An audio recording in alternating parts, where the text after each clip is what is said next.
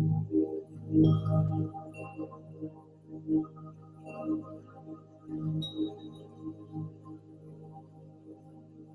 it is showtime, folks. Showtime, showtime. A bit of music there to kind of get us into the mood. You know what? I didn't know about Colin Flaherty actually until yesterday. And I'm not sure when he passed away. I knew that the man had cancer, but I didn't know that he died. And he's a person that I had on my show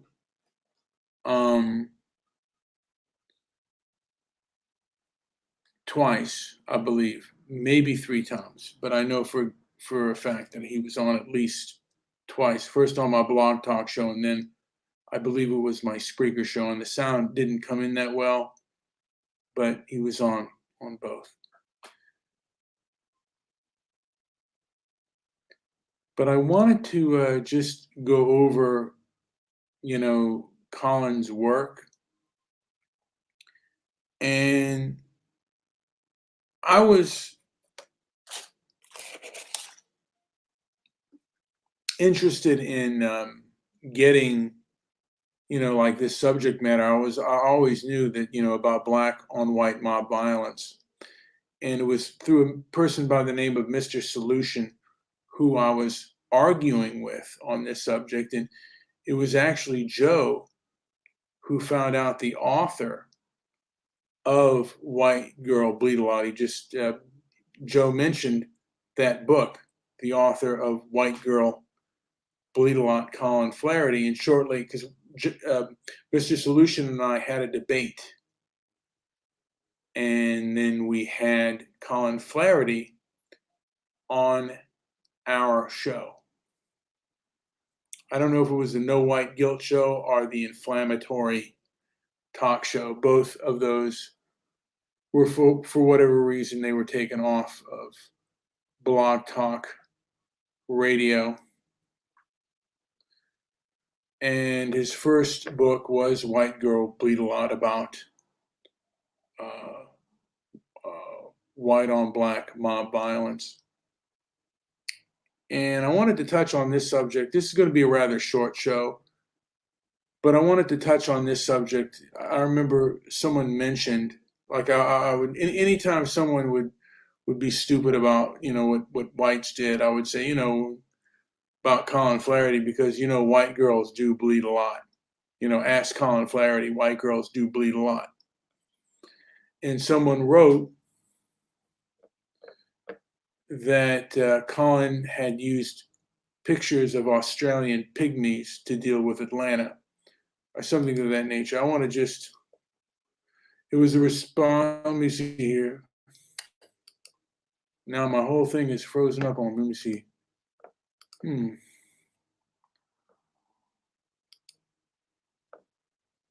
You know what? Okay, response, Thomas Sowell. I guess they took away that because, oh yeah, okay. The Huffington Post claimed that Flaherty posting W had misrepresented information, including a group photo, Aboriginal Australians to represent an attack that occurred in Raleigh, North Carolina, and called his postings and book race baiting. Now, Colin denied this accusation, and it was the first time someone actually mentioned that this was a whole thing. And Colin actually denied that accusation on my Twitter feed. And hello, Donning Armour. And actually, it was from Donning Armour that I knew about Colin Flaherty passing away. And I don't know, like, if that is incorrect, why that is still up there. And, I would have asked him, like, you seem to be misrepresented quite a bit. But I'm going to kind of end on this. I mean, he wrote, two books that were similar. The first one was White Girl Bleed a Lot. The second one was Don't Make the Black Kids Angry. And that book, Black people are relentless victims of relentless white violence, often at the end of a badge for no reason whatsoever. And he said the biggest news story, and it was easy to find in the New York and CNN,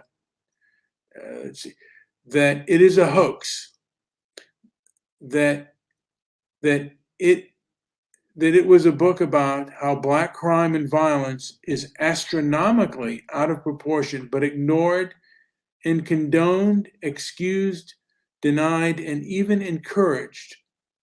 War on Black people, anyone? The president got in the act in 2014 when he told the Congressional Black Caucus about a justice gap where too many young men of color feel targeted by law enforcement, guilty of walking while Black, driving while Black, judged by stereotypes that fuel fear, resentment, and hopelessness.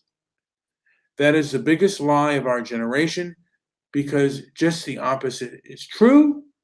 Black crime and violence against whites, gays, women, seniors, young people, and lots of others are astronomically out of proportion.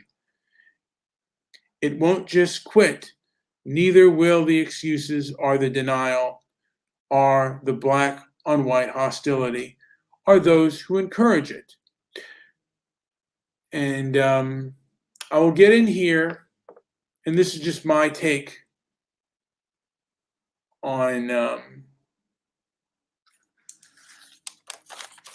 whole thing. He always said denial, deceit, and delusion. I think those were the three, denial, deceit, and delusion were the three words. Denial, they deny that it's happening.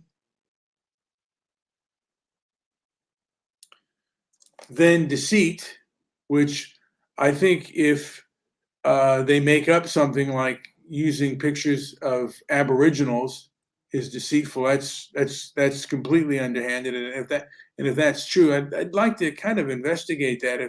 If they really put something bogus on there, I'd like to almost do a documentary about Colin Flaherty and his two books, and really see if what he says is true, if it stands up to its bootstraps. And I welcome anyone to read his books and read his works.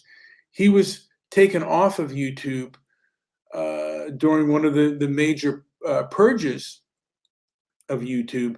They never said why. They just, the arbitrary word of hate speech.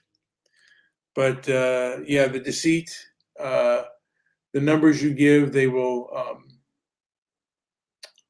basically downplay it, and they will belittle any of your reactions. Of course, anything that happens on the reverse end, they're going to upplay one and they're going to downplay the other.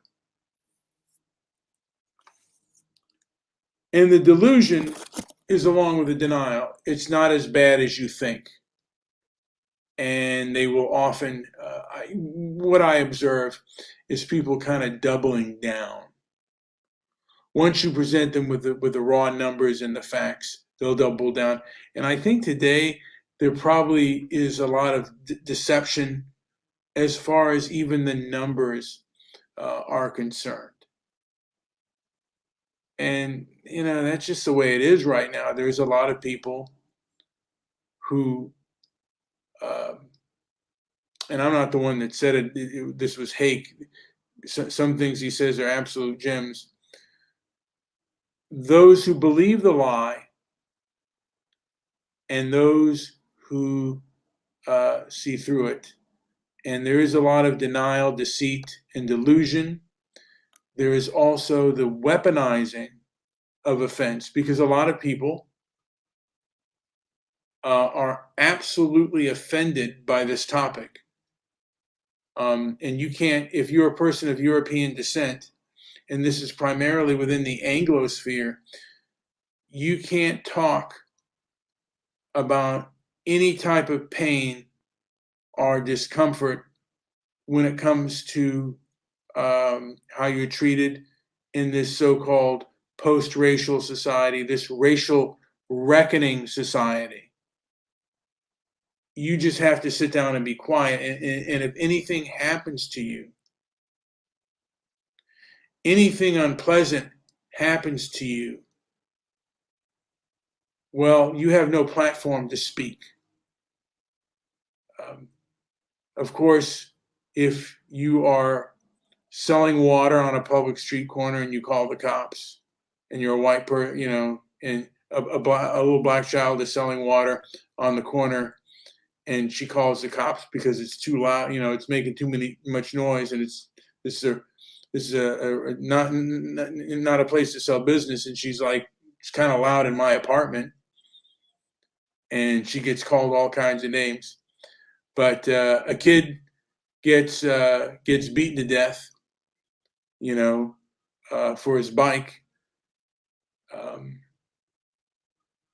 Nothing, nothing to see here, and we'll do a little blip about that. That's kind of the deceit. And I think I'll do a Martin Luther King show on, when I do my my MLK show. I'm going to talk about some of the deceit that seems to be happening, and I believe it. And I've said this in the past, that it started with Oprah. Oprah Winfrey was the one who really kind of brought the wokeness in there and kind of mainstreamed it. And now it's, that's just the way it is. But I don't want to go on too long, but denial, deceit, and delusion. And part of the deceit is weaponizing offense. Really, they're not offended. Well, they are offended by the facts, but they're not being fair-minded at all. They're not giving any kind of due process to this subject. Anyway, this has been Brian with Transparency and Merit.